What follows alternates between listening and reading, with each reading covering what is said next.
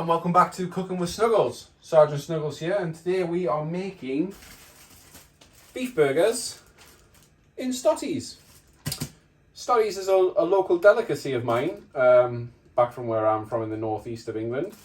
I had a quick Google of this, and Wikipedia wasn't very helpful, basically. It just said bread made with either dough that nobody wanted or just because they fancied some dough. But it's only proven once instead of twice, and it's called a stottie because in my language, Geordie, to stot is to throw something off of something, and a stottie in theory should bounce.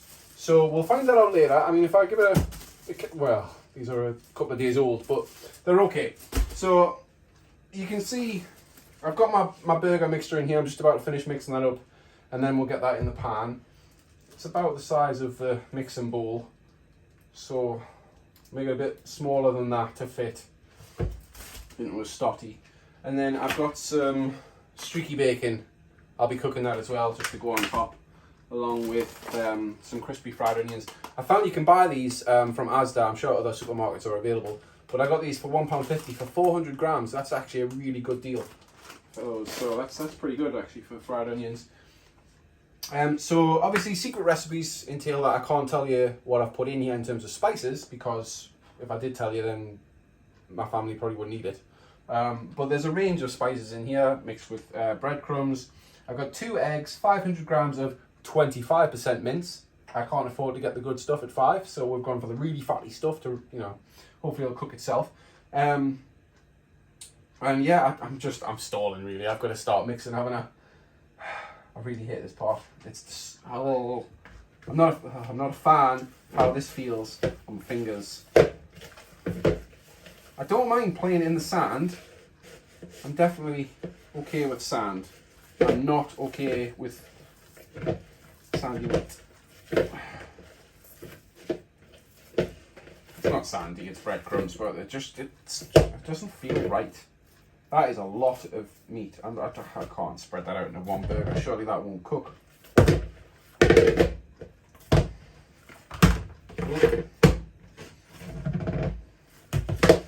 Okay, so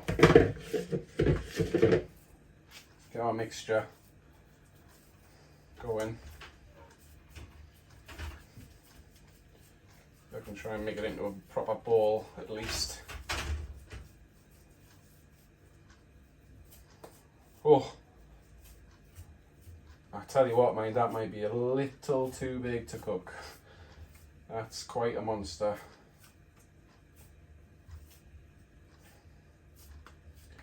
I think you'd need anything else. That was your burger though.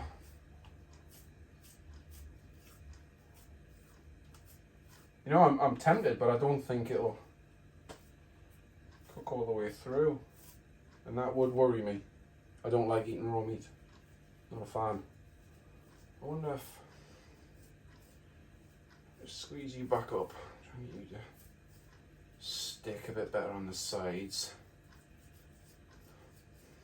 It's become like a dough ball of meat, which is not as appetizing as it should be.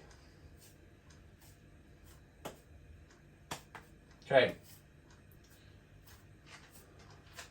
Ladies and gentlemen, and anything else in between, I give to you the big one.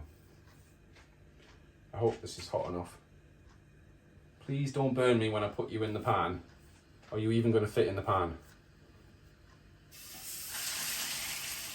Fits in the pan. It's good news. Alright, just quickly wash my hands, because that just feels absolutely wrong.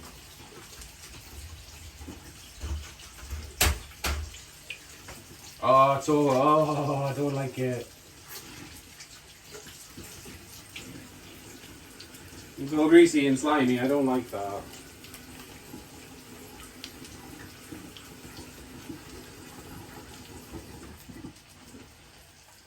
Now obviously you can see this burger isn't remotely done. I've just flipped it for the first time and it hasn't fallen apart. So that's a really good sign.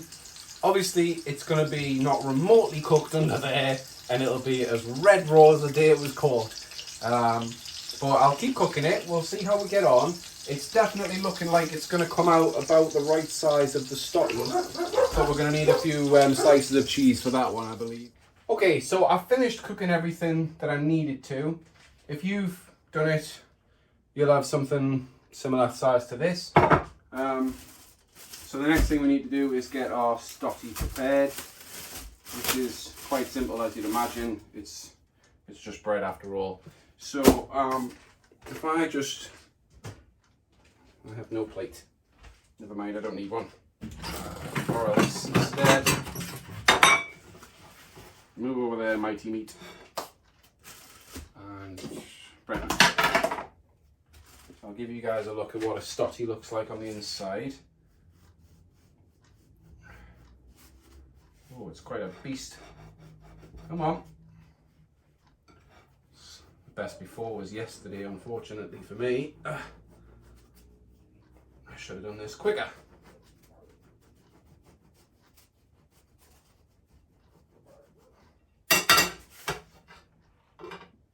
Okay.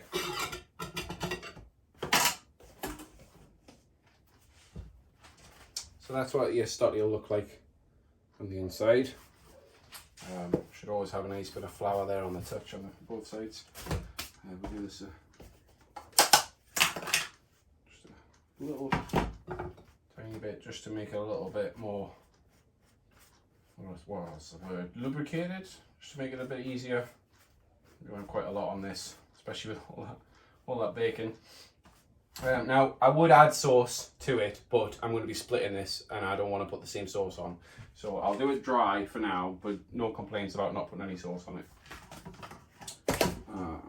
So that.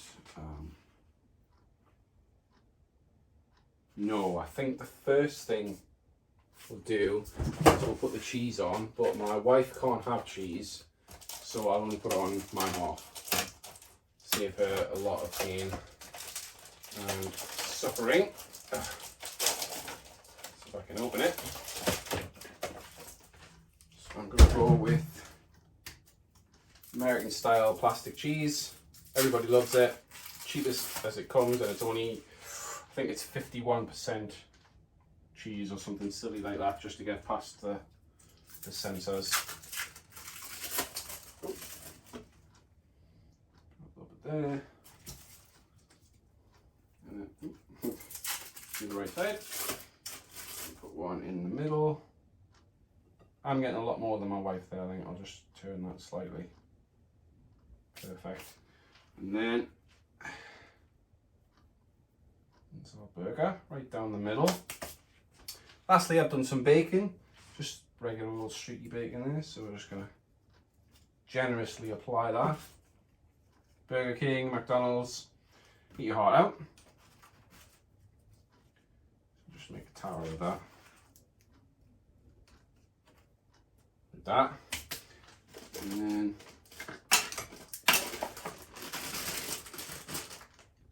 these are going to go everywhere, aren't they? Let's try it.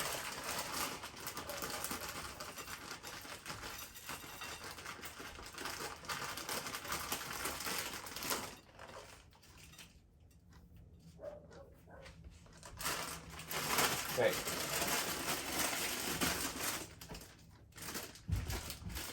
I had another one. Where did I put the... I had 2 pegs. Okay, I'll just put one on it there. Okay. Stay there. So we've got our bacon, cheese, fried onions, and then I think the last thing we need is the sauce. So if I put the lid on, big burger, like that, the cheese line.